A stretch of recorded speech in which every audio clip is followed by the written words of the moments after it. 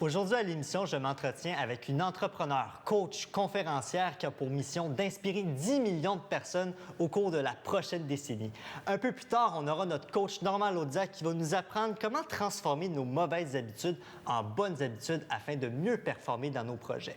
Et pour conclure cette saison en beauté, on va tenter de démystifier les résolutions du nouvel an. Bienvenue à Motivation Québec, le show!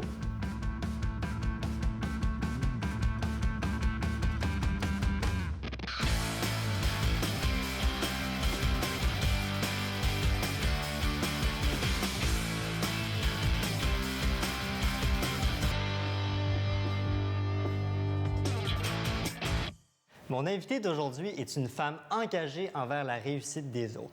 Ayant écrit plusieurs livres à succès et fondé plusieurs programmes de coaching, elle souhaite donner aux gens de l'espoir afin de leur permettre d'avoir un équilibre dans la vie et de s'épanouir autant personnellement que professionnellement. Stéphanie Milaud, bienvenue à Motivation Québec. Merci de l'invitation, Cédric. Merci à toi d'avoir accepté mon invitation. C'est déjà la deuxième entrevue que Motivation Québec te fait. Tu avais passé une première entrevue il y a quelques mois avec notre chroniqueuse Caroline Souffrant et je te remercie de me recevoir à cette émission que j'ai fondée il y a quelques mois déjà. Et puis, Stéphanie, tout le monde te connaît en tant que communicatrice, conférencière, auteure, mais j'aimerais connaître la Stéphanie Milaud d'il y a longtemps, quand tu étais jeune enfant, adolescente. Est-ce que tu rêvais d'être conférencière? C'était quoi tu voulais faire quand tu étais toute jeune? Écoute, c'est drôle parce que souvent, moi, je dis aux gens, la question qu'on me pose souvent, c'est Stéphanie, comment je fais pour trouver mes passions? Et Cédric, si je me ramène quand j'étais jeune, est-ce que tu sais c'était quoi un de mes jeux préférés? C'était de jouer à la télévision. Alors moi, le soir, je me couchais dans mon lit et je faisais comme si j'étais interviewée, exactement comme on fait là. Et j'ai des souvenirs de ça là, tellement clairs. Écoute, j'avais même un nom que je m'étais donné. Je sais pas si tu te rappelles, là, t'es plus jeune que moi, mais à l'époque, il y avait une série qui s'appelait Dynasty, puis il y avait un acteur américain qui s'appelait John Forsythe. Et moi, j'avais décidé que je m'appelais Stephanie Forsythe. Fait que là, je t'interviewe. Écoute, c'est très, très drôle. Donc, j'ai joué à ça quand j'étais jeune. Moi, je suis enfant unique, native de Trois-Rivières, mais j'ai grandi à Laval, de deux parents tout à fait extraordinaires qui m'ont toujours... Encouragée dans tes projets? Encouragée, qui ont toujours cru en moi, qui m'ont toujours dit, tu sais, ma mère, elle me disait tout le temps, Stéphanie, tout ce que tu touches, tu le réussis. En vieillissant, elle me disait, tout ce que tu touches, ça tourne en or. Tu sais, ce genre de programmation où ça t'aide à construire ton estime de toi-même. Et assez rapidement, je suis tombée dans le développement personnel. J'ai commencé à lire des livres. Mon premier livre à 14 ans, qui s'appelait 14 Pourquoi ans, c'est jeune quand même. Oui. À 14 ans, j'étais tombée chez mes grands-parents sur un livre qui s'appelait Pourquoi pas le bonheur de Michel Morgan. Et dans ce livre-là, elle parlait de comment programmer ton subconscient. Et pour moi, ça a été un point tournant. Ça a été le premier livre que j'ai lu et ça fait 30 ans de ça. J'ai jamais arrêté. Et tu comprenais ça à 14 ans? Oui. Puis c'était simple, hein? Elle expliquait justement comment se reprogrammer si tu voulais arrêter de fumer. Bon, moi, je fumais pas à l'époque, mais si tu voulais perdre du poids, si tu voulais avoir plus d'argent. Et c'était des programmations. Aujourd'hui, je sais que c'est des autosuggestions, mais dans le temps, on n'appelait pas ça comme ça. Ça m'avait fascinée. Et là, ensuite, j'ai commencé à lire du Anthony Robbins, tous les auteurs là, que l'on connaît, américains, québécois. Et j'ai décidé d'en faire ma mission, hein, tu le disais d'entrée de jeu. Ma mission est d'inspirer 10 millions de personnes d'ici la prochaine décennie. Ben oui, au Québec, mais aussi partout dans la francophonie mondiale. Et là, tu parles, Tony Robbins, tu as lu plusieurs livres. Est-ce que tu as eu un mentor au cours de ta vie, J'en ai eu plusieurs. OK. J'en ai eu plusieurs. Tony Robbins a été mon premier mentor, je te dirais de début vingtaine. Je te parle d'auteur, là. Évidemment, après ça, il est arrivé Robert Kiyosaki. J'en ai eu plusieurs. J'ai eu aussi des mentors physiques, donc des personnes qui m'ont entourée, entre autres dans l'immobilier. J'ai eu des mentors. J'ai eu des mentors quand j'ai voulu devenir conférencière. Tu sais, tu parles de mentors. Pour moi, c'est vraiment un élément clé. Quand j'ai voulu devenir conférencière, j'ai pris le téléphone, j'ai appelé les meilleurs dans ce domaine-là. Ils me connaissaient pas, là. Marché froid, là, tes appels, cold call. Salut, Patrick Leroux, entre autres. Salut, écoute, tu me connais pas, mais je trouve ça super inspirant ce que tu fais. J'aimerais ça t'inviter à prendre un café. Écoute, j'aurais pu me faire dire non gros comme le bras, mais ils m'ont tous dit oui. André Jeté, Sylvain Boudreau, donc des gens pour qui j'avais énormément d'admiration. Et ce que ça fait un mentor, c'est que ça te donne, moi, tu vas me permettre l'anglicisme, mais la trail rapide. Ils vont te dire quoi faire, quoi pas faire aussi, parce qu'ils en ont fait, des erreurs, on en fait tous. Exactement. Alors, pour moi, ça a été wow. Quand j'ai voulu être auteur, j'ai appelé Alain Sanson, qui avait, à cette époque-là, 65 livres à son actif. Je pense qu'il est rendu à plus que 80 livres. J'ai dit, Monsieur Sanson, comment vous faites pour écrire autant de livres? Tu comprends? Quand j'ai voulu ensuite partir dans le web, je m'entoure toujours des meilleurs. D'ailleurs, aujourd'hui, je suis accompagnée de Didier qui travaille avec nous parce que pour moi, c'est un des précurseurs dans le web. C'est quelqu'un qui a eu énormément de succès. Donc, j'essaie de me coller à des gens qui ont réussi dans ce que je veux. Et tu parles de web, écoute, ne serait-ce qu'en faisant une recherche sur toi et précédemment, lorsque tu avais fait la première entrevue avec Motivation Québec, je n'avais qu'à écrire Stéphanie Milot sur YouTube. Plein de pages de vidéos qui sont créées par toi, produites par toi. Wow, quel talent tu as! Et tu peux parler de loi d'attraction, de vente, de leadership. Qu'est-ce qui fait, bon, tu m'as dit que quand tu étais plus jeune, tu te pratiquais à faire la télé, mais qu'est-ce qui fait que tu as autant de savoir, de sagesse? Bon, tu as lu des livres et tout, mais qu'est-ce qui fait que une femme comme Stéphanie Milot peut faire autant de vidéos sur autant de sujets qu'elle connaît et qu'elle est authentique dans chacun de ses messages? Bien, merci, t'es gentil. Tu disais, tu as lu des livres. Je continue. Moi, là, si tu viens chez moi et tu vas à côté de mon lit, la bibliothèque, c'est plein de livres. J'ai toujours 3-4 livres que je suis en train de lire. Encore hier, j'en ai commencé un, je l'ai fini hier soir. Donc, évidemment, je m'imprègne de ça. J'ai étudié aussi en psychologie, donc j'ai fait des études. Mais avant tout, je suis une fille passionnée. J'aime ça, ces sujets-là. Si tu me demandais demain matin de faire une chronique sur la bourse, puis ben, c'est sûr que j'ai pas de passion pour ça. Fait que je serais fort probablement pas aussi authentique, comme tu le dis, mais moi, la loi de l'attraction, c'est quelque chose qui m'a fascinée. Le succès, qu'est-ce qui fait qu'on est heureux? Qu'est-ce qui fait qu'on se réalise? Qu'est-ce qui fait que, comme être humain, justement, on arrive à développer des nouveaux comportements, des nouvelles habitudes? Moi, ça me fascine. Et c'est des trucs que je lis, que j'applique dans ma vie, et quand ça marche, j'ai envie de l'enseigner. Et tu as parlé de loi d'attraction, qui est un sujet quand même que tu parles beaucoup, que tu exploites dans tes vidéos. Et tu fais souvent référence au livre Le Secret. Et j'en ai parlé avec Jean Nadeau il y a quelques épisodes qui disait « Oh, il y a une partie vraie, il y a une partie pas vraie. » Je veux savoir quelle est ta propre définition de la loi d'attraction et qu'est-ce qu'il faut prendre, qu'est-ce qu'il faut ne pas prendre de cette loi. Écoute, il y a une partie vraie, une partie pas vraie. Je ne sais pas ce que lui voulait dire, mais moi, quand j'ai lu ce livre-là, il y a plus de 10 ans, il y a des trucs qui collaient pas. Moi, je suis une personne quand même assez rationnelle et j'ai besoin de comprendre, j'ai besoin qu'on m'explique. Tu sais, je veux dire, moi, si tu me dis, mets-toi un chèque d'1 million au-dessus de ton lit, puis visualise-le, puis le million va arriver tout seul. Excuse-moi, mais ça colle pas pour moi. Tu sais, je veux comprendre. Alors, après avoir lu ce livre-là, il y a plein de trucs que j'ai appliqués qui fonctionnaient, mais j'ai après ça lu tous les livres qui existent sur la loi de l'attraction. J'ai fait des formations en ligne avec les meilleurs, entre autres Marcel Delafaye, qui est en Europe, qui est vraiment connu. Et ce qui marche le plus, et ce qu'on a oublié un peu, selon moi, puis je dis ça très humblement, mais dans le livre Le Secret et dans le film, ou ce qu'on a passé rapidement, c'est toute la portion les émotions. On oublie de dire que si tu veux attirer des bonnes choses dans ta vie, si tu veux attirer l'abondance, la bonne personne, tout est une question de comment je vibre intérieurement. Est-ce que je suis toujours en train de me fâcher? Est-ce que je suis toujours dans les émotions négatives? Mais si tu es dans la peur continuellement, c'est pas vrai que tu vas... Est-ce qu'on est cohérent avec ce qu'on fait aussi? Exactement. Donc, il y a cette portion-là qu'on parle trop peu, selon moi, lorsqu'on traite de la loi de l'attraction.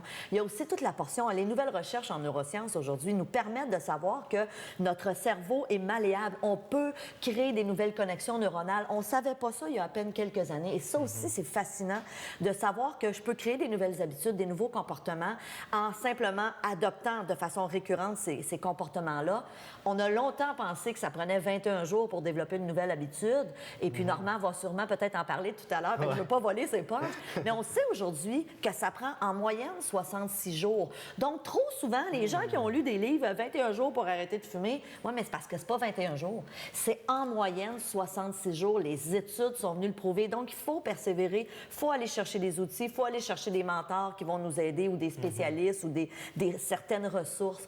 Alors, effectivement, la loi de l'attraction, c'est... Moi, je sais que ça marche. J'aimerais te parler d'un autre thème que j'ai peu abordé dans mes épisodes précédents, mais je pense que ça colle à ta peau, la confiance en soi.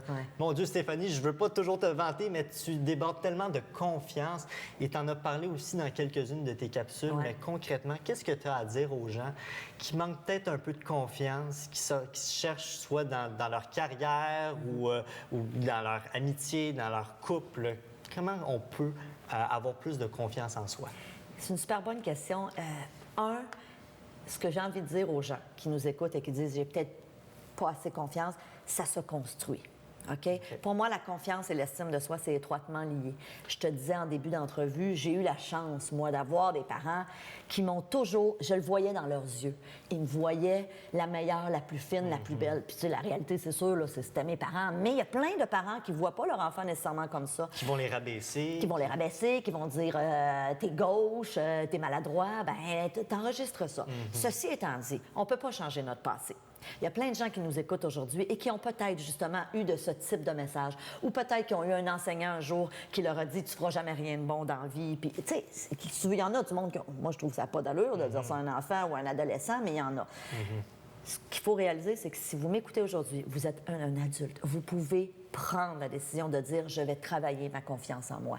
Ça se développe. C'est une compétence de l'intelligence émotionnelle et l'intelligence émotionnelle se développe. Maintenant, c'est quelque chose qu'on doit construire. On doit changer nos croyances par rapport à nos compétences, à qui on est, à ce qu'on peut faire. C'est pas parce que ta mère t'a dit que tu étais gauche ou maladroit ou que tu ferais jamais rien de bon dans la vie qu'elle avait raison.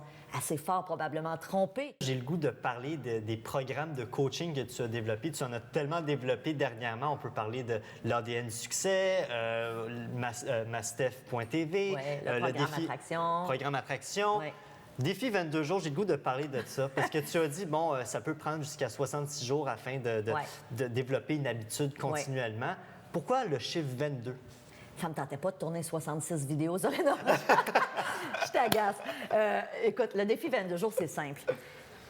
Je suis arrivée à un constat il y a quelques années. J'avais fait une journée qui s'appelait justement 22 stratégies pour améliorer votre vie. C'était une journée que je donnais en live. Et dans cette journée-là, je parlais de 22 stratégies qui, selon moi, si tu arrives éventuellement, pas du jour au lendemain, mais avec le temps, à intégrer ces stratégies-là dans ta vie, tu vas avoir une vie meilleure. Ce sont des stratégies que j'ai développées, mais surtout que j'utilise et que j'ai enseignées à des millions de personnes toutes les années où j'avais ma clinique, maintenant depuis des années en conférence. Et j'ai décidé de dire, OK, je vais faire un défi gratuit sur le web. Donc, au moment où on se parle, on a plus de 50 000 personnes qui ont fait le défi. Wow. Alors, c'est défi 22 jours avec un S.com. Je me sens mal parce que je ne l'ai pas fait encore, mais Je vais je te chicaner, m'engage Cédric. devant les téléspectateurs. Je vous promets qu'aujourd'hui, je m'engage à faire le défi 22 jours. Je m'en vais sur ton site web et je te promets que je vais le faire parce que j'ai fait la recherche puis ça m'a beaucoup intéressé. Puis là, tu m'as convaincu encore plus. Mais qu'est-ce que ça va permettre? Quelle est la différence entre la personne du jour 1 et du jour 22? Mais moi, ce que je dis aux gens, premièrement, c'est 5 minutes par jour. Alors, on s'entend. Si tu n'as pas 5 minutes par jour, tu as vraiment besoin de faire mon défi. Ça, c'est la première chose. Mais ce sont des stratégies. Une journée où je vais parler de l'importance de l'alimentation, du sport, de la gestion des émotions, de la conscience des autres. Il y a une journée où je parle d'autosuggestion. Alors, c'est plein de stratégies.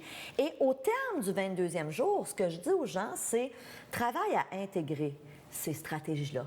Ça n'arrivera pas le jour 22, mais ne serait-ce que si dans les 22 jours, tu as pris 5 minutes par jour et que tu en as ajouté 3 dans ta vie, déjà, on a fait un bon bout. Et tu travailleras tranquillement les semaines, les mois à venir à intégrer, à développer ces nouvelles stratégies-là dans ta vie, qui sont, selon moi, des stratégies pour avoir une vie épanouie, pour avoir plus de plaisir, retrouver aussi du temps dans cette vie où on court tout le temps, où tout va vite, où est-ce qu'on veut être la superwoman, la super maman, le super papa, la super épouse. Tu sais, on veut... Et justement, j'en parlais la semaine passée avec Normand Laudiac, comment faire le ménage de son agenda, parce qu'il y a tellement de choses qui sont urgentes et importantes, mais il ne faut pas le faire, justement, comme Normand le disait, il faut faire des choses qui sont importantes, mais pas urgentes. Exactement. Je veux parler de ce que tu as lancé, ton dernier bébé, il y a quelque temps, Mastef.tv, Oui. ce qui ressemble un peu à Motivation Québec, le Tout show. à fait.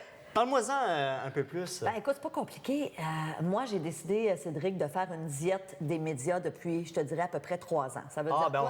On se suit parce que je lis pas certains journaux que je n'aimerais pas. C'est ça. Tu n'écoutes pas nécessairement le téléjournal en boucle parce que, pour moi, l'ensemble, la majorité des médias, je ne vais pas dire tous, mais qu'est-ce qui vend, c'est la mauvaise nouvelle. Sensationnalisme. On s'entend, là. Il y a eu Choqué. les attentats de Paris il n'y a pas longtemps. Bien, je veux dire, la semaine qui a suivi, de quoi on parlait? Tu ne peux Et pas Stéphanie, ouvrir la télé. ça sert à quoi d'écouter pendant 5 heures qu'il s'est passé quelque chose? Tôt ou tard, tu vas le savoir par les réseaux sociaux ou par tes amis? Ben oui, ben non, mais moi, je le sais par mon père. Mon Non, père bon. est plugué sur la télé. Fait que moi, je dis tout le temps, parce que pour lui, ça fait aucun sens que j'écoute pas les nouvelles. Puis je dis, papa, inquiète-toi pas. S'il y a de quoi de grave, tu le sais que je vais le savoir. Comme tu dis, je vais aller mettre de l'essence, je vais voir la première page du journal. Le matin, justement, où il y a eu le lendemain les attentats de Paris, je m'en allais mettre de l'essence. Puis là, la radio était ouverte, puis j'ai entendu ça. Il y avait une émission spéciale. Fait que tu peux pas être déconnecté à ce point-là. Mais ai-je vraiment besoin de savoir qu'un gars a tué toute sa famille? Mais Mastef.tv, c'est pas ça, là. C'est le contraire. OK. C'est une télé inspirante ou un peu comme ce que tu fais.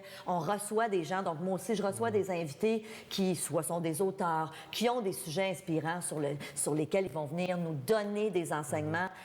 Et ça, c'est en lien avec ma mission, donner des outils aux gens pour les inspirer, autant personnellement que professionnellement. Wow. Stéphanie, est-ce que tu as un dernier conseil à nous partager en fin d'entrevue, que ce soit pour les gens qui veulent se dépasser, des entrepreneurs, des gens, comme je dis, qui veulent se partir en affaires ou juste se dépasser, se surpasser personnellement ou professionnellement? Qu'est-ce que tu as à les partager? Écoute, je vais te dire quelque chose, et c'est pas sérieux, mais c'est ayez du fun.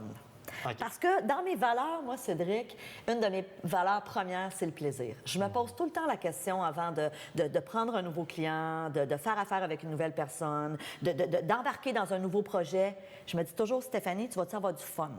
Parce que quand on a du fun, veut pas, selon moi, ça réussit. Donc, pour les entrepreneurs, si vous avez envie de partir en affaires, c'est-tu quelque chose qui va vous faire vibrer, qui va vous allumer? C'est-tu en lien avec votre passion? Est-ce que vous êtes sur votre X? Dans ta vie de couple, comment tu peux remettre du plaisir dans ta vie de couple au quotidien? Puis quand je dis plaisir, c'est pas juste la sexualité, c'est du fun au quotidien avec ton enfant. On se prend beaucoup trop au sérieux, selon moi, dans cette société. Fait qu'essayons justement de rire, d'avoir du plaisir.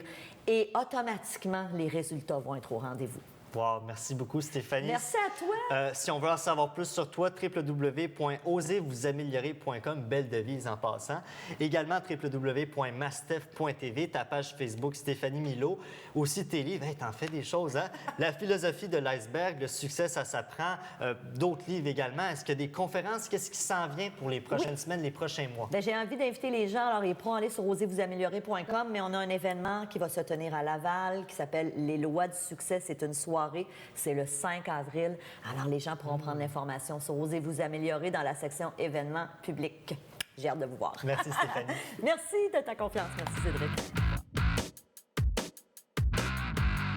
Place à la capsule du coach avec Normand Laudiac. C'est notre dernière capsule de la première saison de Motivation Québec. Normand, Stéphanie Milot, on peut dire qu'elle a fini en force cette saison de Motivation Québec. Qu'est-ce que tu en as pensé d'elle? Elle m'a encore surpris. Ça fait longtemps que je la vois. Je l'ai vue au Palais à Laval. On avait des occasions de se croiser. On se connaît super bien. Ben oui, parce que Aujourd'hui- vous êtes conférencier coach, fait que vous baignez dans le même milieu. Mais c'est ça. Dans le fond, elle a le même background que moi. Elle a fait la PNL au Centre québécois de la PNL à Montréal. Elle parlait de Tony Robbins. J'ai fait 3 séminaires avec Tony Robbins. J'ai vu Tony Robbins à Vancouver, marcher sur les charbons en dedans. Je l'ai vu en Floride par après. Et ensuite, je l'ai vu en coaching semi-privé. Une chance que j'ai eue avec Tony à Vancouver, en Californie. Elle a le même background que moi. Mais de façon, dans le fond, qu'elle parle de déprogrammer. Ça fait le lien avec notre capsule en ce moment. Puis c'est drôle parce que chacune des capsules, on avait des invités, on le sait. Un invité, normalement, ma capsule de 6 minutes. Et c'est toi qui as fait un match de façon aléatoire. Mais c'est drôle. Mais le fait que Stéphanie parle qu'on peut se déprogrammer, qu'on est mal parti de la vie. Elle est partie dans Watt, elle le dit elle-même. Puis il y a des gens qui partent moins bien, d'avoir confiance en soi, d'avoir une estime de soi, un amour propre. Que j'ai découvert, je lui ai même dit, j'ai dit, Stéphanie, j'ai découvert une Stéphanie Milot. Puis là, elle a pissé des gens en disant, tu as découvert. J'ai découvert une nouvelle Stéphanie Milot. Puis j'ai appris, et je l'ai même dit, j'ai appris à aimer le contenu de ces conférences. Je me suis dit, wow. Et j'espère qu'on va travailler ensemble. Tout à fait.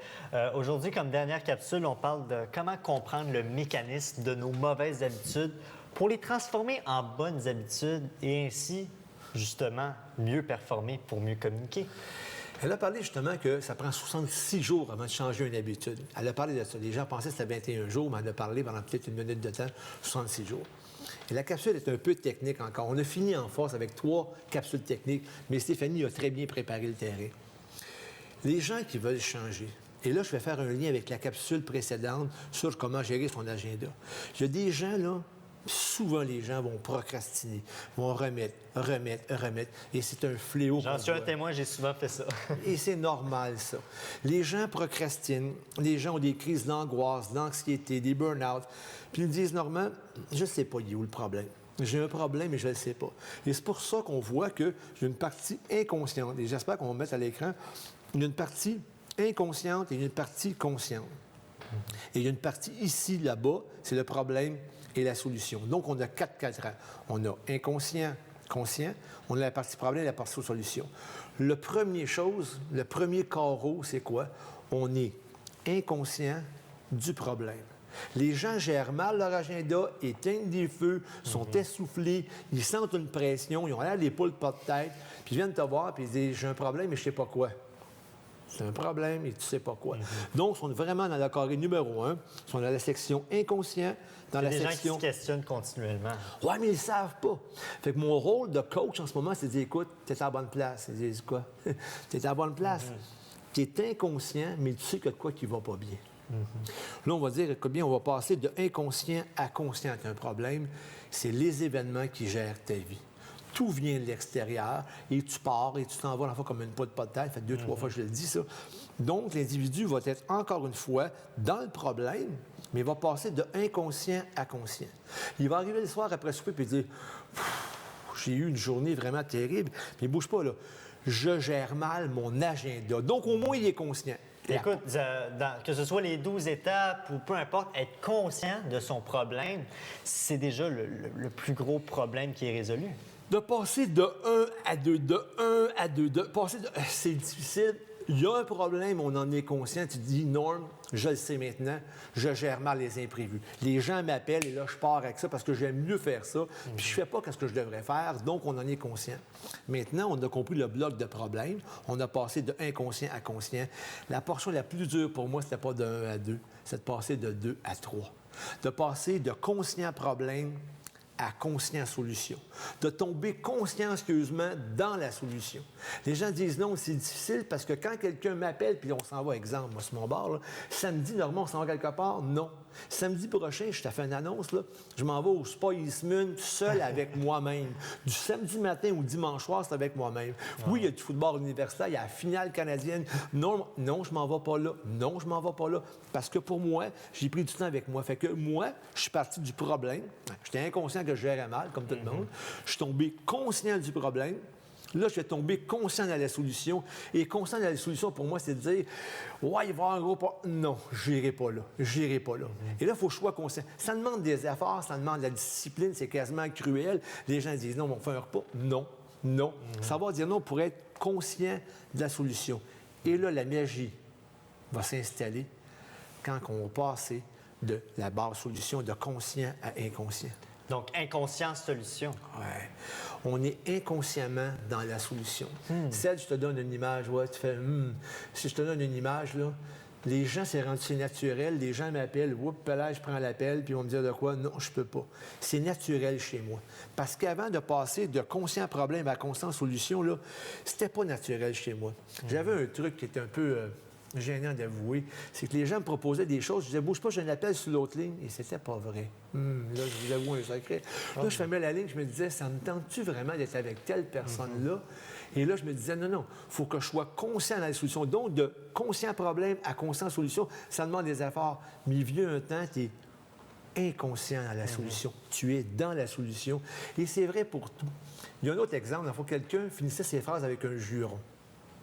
Il finissait ses phrases, puis on va dire Sto, mais c'était pas Sto. Sto, bien, on va dire Colin. Il finissait, dans le fond, je suis allé voir mon père, Colin, puis j'ai fait ça hier, dans le fond, puis Colin, tout le temps, j'ai dit Colin, ça commence pour un conférencier être tannant.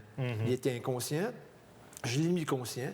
Il a fallu qu'il fasse des efforts pour ne pas finir avec le fameux juron. Fait qu'il a tombé de problème conscient à solution consciente, puis finalement, il est inconsciemment dans la solution. Il n'y a plus de juron à la fin de ses phrases. C'est vrai pour tout. Et c'est là le mécanisme, et c'est pour ça que c'est un cadeau qu'on vous fait, la 12e capsule qu'on fait aux téléspectateurs, de dire il y a des façons de changer. Mais les gens vont dire non, j'ai essayé, puis je ne suis pas capable, c'est dur. Sois conscient que tu es programmé inconsciemment dans le problème. Il faut que tu en sois conscient du problème, c'est normal.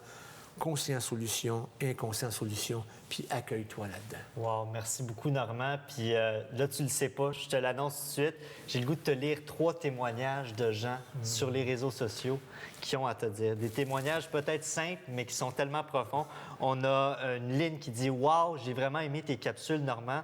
On a Michel qui dit « Mon cher Normand, tes capsules sont agréablement faciles à mettre en pratique partout. Bravo de nous communiquer ton savoir. » Et on a Jacinthe qui dit « Merci encore une fois, Normand Laudiac, pour tes judicieux conseils dans tes capsules. C'est pour prouver à quel point tu as eu un impact. Je suis certain que tu as eu un impact auprès de plusieurs téléspectateurs et je tiens à te le remercier. Merci, Normand. » Merci beaucoup, Cédric.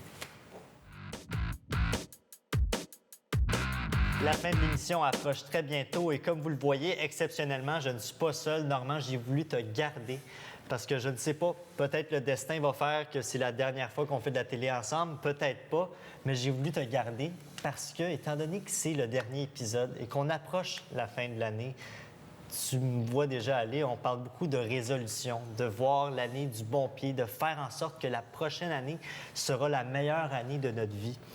Et pour te donner une petite statistique que tu dois quand même être conscient, il n'y a pas beaucoup de gens qui ont des résolutions puis qui réussissent à les tenir pendant 1 an. Il y a environ 8 à 10 des gens qui les tiennent seulement.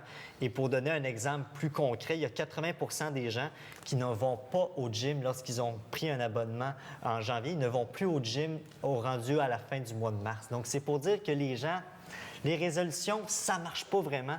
Mais il y a des techniques pour prendre des résolutions. Là, je te prends comme ça à l'improviste, mais toi, Normand, qui as tellement accompli en tant que coach, conférencier, formateur et auteur, qu'est-ce qu'on peut suggérer à nos téléspectateurs afin de peut-être pas prendre des résolutions, mais faire des objectifs et faire en sorte que la prochaine année va être la meilleure année de leur vie? C'est drôle parce que la capsule, on a parlé avec Stéphanie Milot d'Anthony Robbins. Puis Anthony Robbins, je ne le dirai pas en anglais, mais j'ai Anthony qui me parle. On a 2 motivations profondes dans notre vie. On a un désir d'avoir du plaisir et un besoin de ne pas souffrir. Fait que tu me parles de résolution. Si les gens prennent une résolution en désirant avoir du plaisir, c'est la plus faible des motivations et c'est sûr que la résolution ne tiendra pas. Mais si tu as un désir de ne pas souffrir, si tu prends une résolution en disant maintenant, là, j'ai un problème dans ma vie conjugale, j'ai un problème au travail, j'ai un problème à gérer mes finances, à gérer mon agenda, à gérer mon environnement. Reprenez les 11 capsules, vous allez voir, en fait, on a fait beaucoup, beaucoup de changements.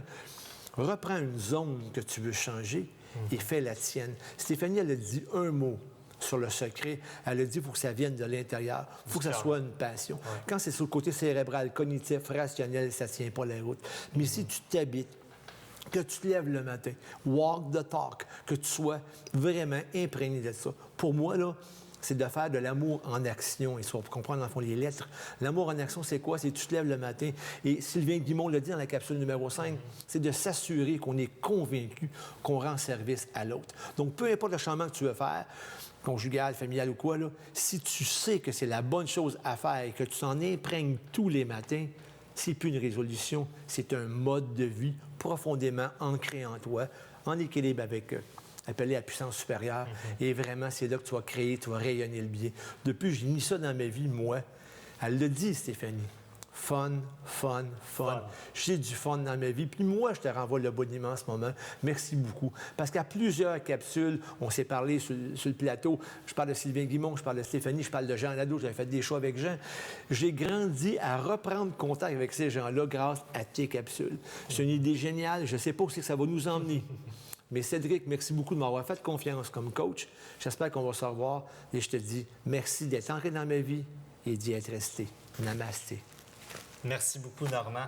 Chers téléspectateurs, c'est ce qui met fin à notre dernier épisode de la première saison de Motivation Québec, le show. Je vous rappelle que si vous voulez revoir tous les épisodes depuis le premier, vous n'avez qu'à vous rendre au www.motivationquebec.com, également www.tvlaval.com. N'oubliez pas d'aller aimer notre page Facebook. Toutes les émissions, tous les épisodes, photos, commentaires s'y retrouvent. Donc, allez aimer notre page Facebook Motivation Québec. Sur ce, je vous souhaite une très belle fin de saison sur les antennes de TV Laval et au plaisir de vous revoir bientôt.